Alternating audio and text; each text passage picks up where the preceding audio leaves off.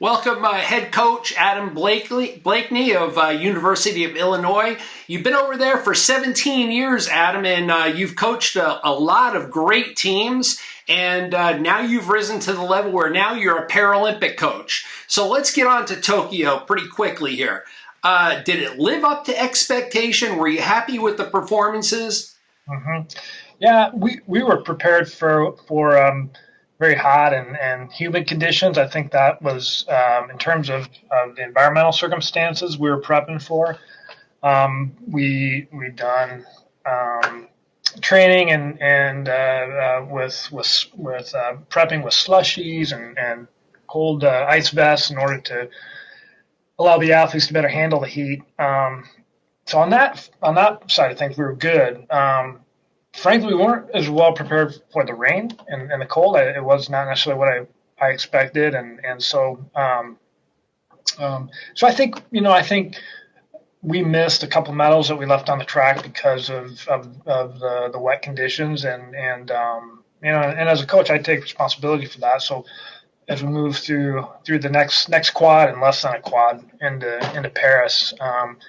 We're keenly focused on addressing on that and being prepared to race well and I mean you don't have much opportunity to race off your top level game at that and those circumstances and at the Paralympics. So even 1% or 0.5% off what you normally would do in dry conditions is typically the difference between making it to a final or staying in a semifinal or winning a medal. And so we see that as a big opportunity and one that we need to really be tuned into.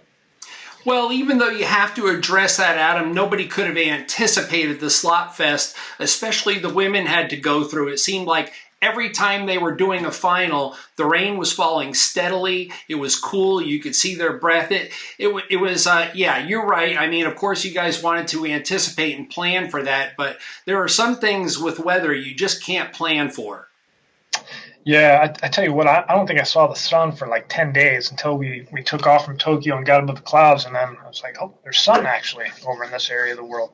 But yeah, it's even when it wasn't raining, it was still raining. There was still moisture in the air, and so those athletes that had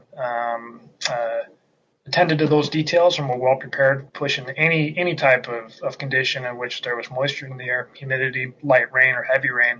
I think they thrived and responded well, and so we'll just have to gather together as a team and ensure that from A to Z everybody's prepared for that.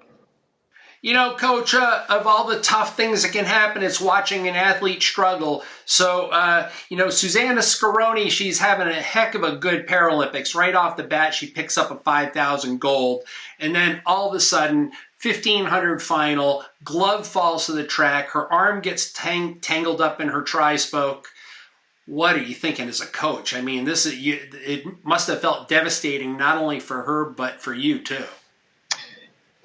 Yeah, she had shown in the 5,000 that this was going to be her game. She was so dominant and distinctly had an advantage over every other woman in that pack, and so it's so neat to see an athlete in that element where they've just got a little bit extra, right? They've got a little bit extra that separates them from the field, and Susanna was right in that frame of fitness and performance. And so you see it happen, and then she's just sitting there stuck on the track trying to pick her glove up, and then once she gets moving, you size up the gap, and you're like, well, I don't know, maybe she can bridge this. If everybody's slipping a little bit and she's got good contact, maybe she can do it. And of course, that didn't happen, but it was you're disappointed for when you see that happen, and because you always hope that they'll reach their goals and hit their potential, but then unfortunately that then influenced the rest of her games. And even in the marathon, although she did set out and really raced aggressively and held that lead for most of that marathon. Just the repetitive trauma of hitting the hand ring with a hand that had an injured ligament, and plus it was rainy, and the cluster certainly didn't help with some stabilization in the wrists.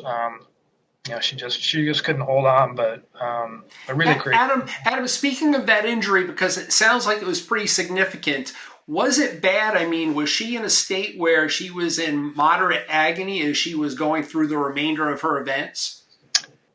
Yeah, she was in pain, but it's really a testament to her mental toughness and discipline. She really is. She's very tough. She's very tough, and a fierce competitor. All right. Well, hey, Coach, I'd like to thank you very much. You've managed to coach more people to, or should I say, athletes to more than 50 medals in the Paralympics, which is pretty astounding all on its own. And you've done a really good job at U of I. You've taken over a hot program there. I want to thank you very much for joining us. Yeah, thank you, Bob. I appreciate it.